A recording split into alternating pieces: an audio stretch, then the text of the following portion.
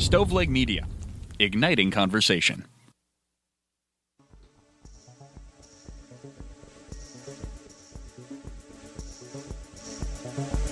Welcome to True Crime to Go. What can I get for you?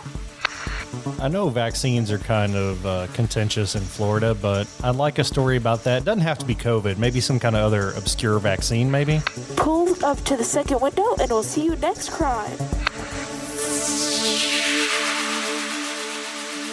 Welcome to True Crime to Go. I am John here with Jamie, and your intros never fail to amaze me.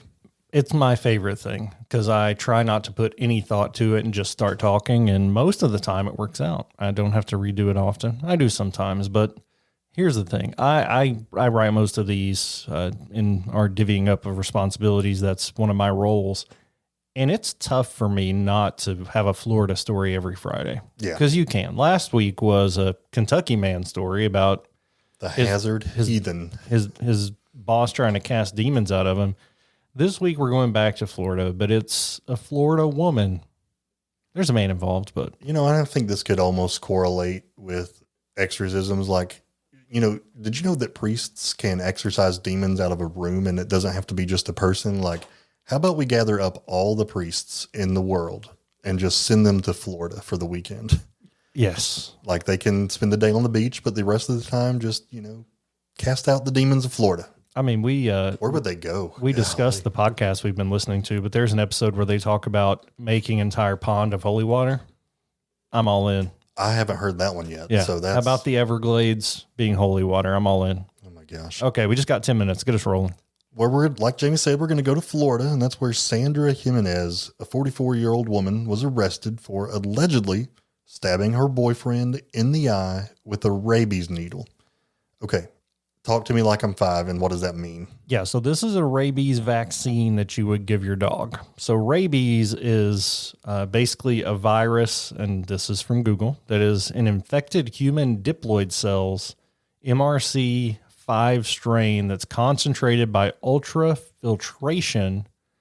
And so basically we think of rabid animals foaming at the mouth, losing mental capacity. It's kind of like a zombie virus for animals, and we give it to our animals not to get it. Humans can get it also, but it's rare.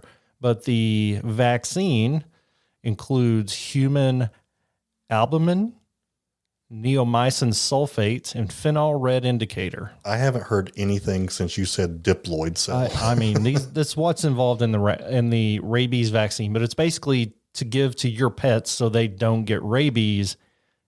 So did she like stab them with the needle, or did she inject them with the medicine too? Do you know? Does the story? She just stabbed him. But I mean, anytime we're really protective of needles, right? Because some of that had to get out of the needle onto him. Yeah. So this happened in mid-November of last year, and according to the police reports, this gruesome attack occurred during an ongoing argument between her and her boyfriend, and it was allegedly over oogling other women.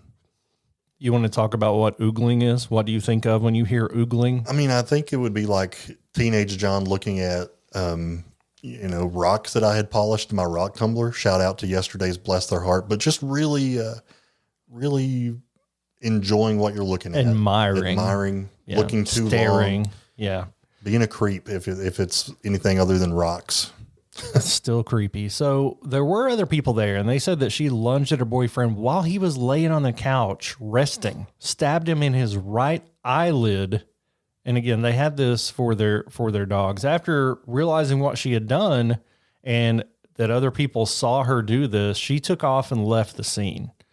There, as far as I know, no discussion about her blacking out or anything. This wasn't an accident. She wasn't walking to give her dog a vaccine and tripped and fell and stabbed him. Thankfully, her boyfriend, who's unnamed in the reports, did manage to call the police, and he was rushed to Jackson Memorial Hospital for treatment. So officers later found Sandra sleeping in her car and took her into custody. Now, during question, she alleged that this was all made up and he had done this to himself, that his injuries were self-inflicted. She appeared in court for bond hearing, and a judge found probable cause and ordered her to stay away from her boyfriend, which is, we're cracking jokes a little bit, but domestic violence is never funny.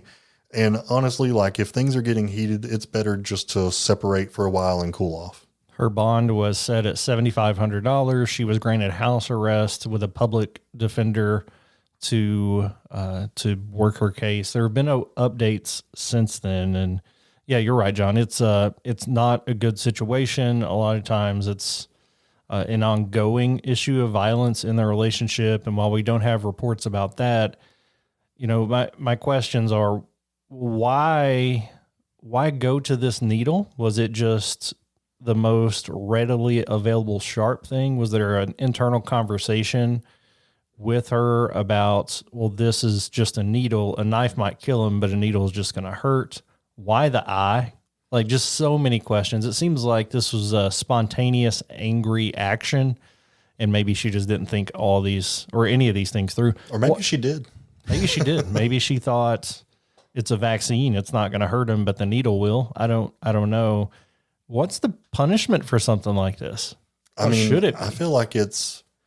Is this different than if it had been a knife? Yeah, I feel like stabbing someone with a knife and stabbing someone with a needle are different. But if your intent was maybe this has some kind of infection that will kill him, that's the same as stabbing him with a knife. If your intent is to kill, even if it's a stupid, foolish plan, maybe you should base your charges on the intent behind it, Yeah, absolutely. This is a wild story. It's not super out there when it comes to Florida stories. We love our friends and listeners in Florida, but y'all got some interesting stories coming out of there, and this is one of them. So glad to share it here on True Crime to Go. We'll be back with another wild one next week. This has been a true crime story in 10 minutes or less. Would you like crime with that?